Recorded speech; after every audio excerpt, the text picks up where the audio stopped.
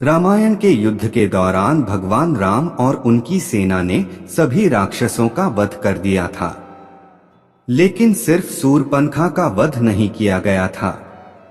उसकी नाक और कान काट कर छोड़ दिया गया था, जिसके बाद शूर्पणखा अपना चेहरा कपड़े से छुपा कर रखती थी।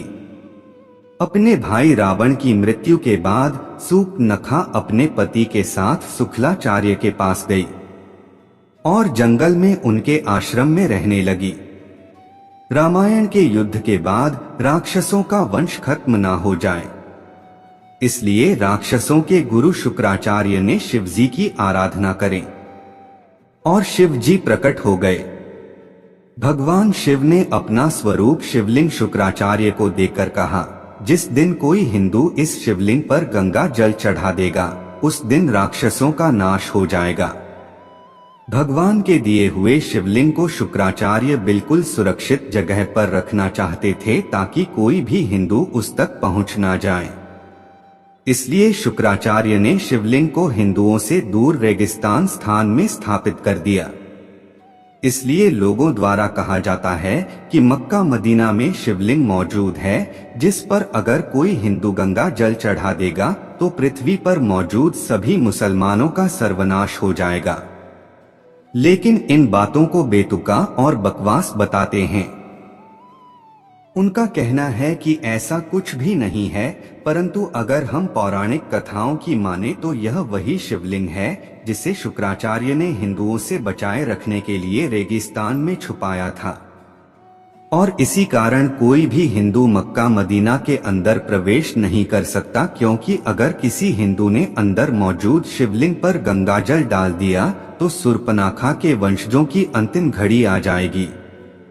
अब कई लोगों को यह बात बकवास लग रही होगी, और हम अगर कड़ियों को जोड़कर देखें तो उस समय शूर्पणखा अपना चेहरा ढक कर रखती थी। वह परंपरा आज भी उसके वंशज निभा रहे हैं। आज भी इस्लाम धर्म को मानने वाली महिलाएं अपना चेहरा ढक कर रखती हैं। तभी तो इस दुनिया में एक बहुत बड़ी संख्या में लोग मुसलमान को शूर्पणखा का वंशज कहते हैं। मुसलमान शुक्रवार के दिन ज्यादा महत्व क्यों देते हैं? अगर गौर किया जाए तो राक्षस गुरु शुक्राचार्य ने उन्हें वरदान दिया था। इसी कारण मुसलमान खास तौर पर शुक्रवार के दिन को कुछ ज्यादा ही महत्व देते हैं। अगर यह सारी बातें सुनने में आप सोच रहे हैं कि इस्लाम धर्म पैदा कैसे हुआ, तो जनाब सबसे पहले तो हम आपको यह बता दें कि इस्लाम कोई धर्म नहीं बल्कि एक मज़हबी दिनचर्या है। यहाँ पर मजहब का मतलब होता है अपने कबीले के करों को बढ़ाते चले जाना है, यानी कि अपने कबीले में रहने वाले लोगों की संख्या को बढ़ाते रहना, और यह चीज इस्लाम धर्म को मानने वाले लोग बहुत भी कर रहे हैं। तभी तो चाहे बच्चा पैदा करके या फिर जबरन धर्म परिवर्तन कराकर लगातार मुसलमानों की संख्या बढ़ती जा रही है। अब सवाल आता है कि इस्लाम धर्म के लोगों को जलाने के बजाय दफना क्यों दिया जाता है। यह बात तो आप सभी जानते होंगे कि इस्लाम धर्म की स्थापना करने वाले मोहम्मद अरब के रहने वाले थे, और अरब के देशों में सिर्फ और सिर्फ रेगिस्तान पाए जाते हैं। अरब में जंगल तो छोड़िए, पेड़ पौधे और हरियाली दूर दूर तक दिखाई नहीं देती। इक्का दुक्का ही पेड़ पौधे रेगिस्तानी इलाकों में नजर आते हैं। यही कारण है कि वहां पर जब लोग मरते हैं तो उन्हें जलाने के बजाय जमीन में दफना दिया जाता है, क्योंकि जलाने के लिए लकड़ियां नहीं होती, और यह चीज सालों से मुसलमान करते आ रहे हैं।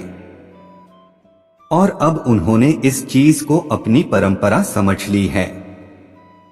इतना ही नहीं, रेगिस्तानी इलाकों में हरियाली तो होती नहीं है। इसी वजह से वहां पर हरा रंग देखकर इंसान चला जाता है, जो कि सूचक का काम करता है। इसलिए हरे रंग को इस्लाम धर्म में इतनी ज्यादा मान्यता दी गई है। और अगर सवाल करें कि मुसलमान सर पर टोपी क्यों पहनते हैं, मुसलमान टोपी क्यों पहनते हैं, तो दोस्तों, अरब के देशों में पड़ने वाली भयानक गर्मी के बारे में तो आपको पता ही होगा, जिसकी वजह से वहाँ के लोगों को तेज धूप में रेगिस्तान में सफर करना पड़ता है। यही कारण है कि वहाँ के लोग अपने सिर को ढकने के लिए टोपी पहनते हैं, ताकि धूप की गर्मी से बीमार ना पड़े, और यह प्रथा आज भी चली आ रही है। तभी तो अरब के देशों में लोग अपने सर पर कपड़ा बांध कर रखते हैं, जिससे धूप की गर्मी उन्हें नुकसान न पहुंचाए। दोस्तों, हमारी जानकारी कैसी लगी?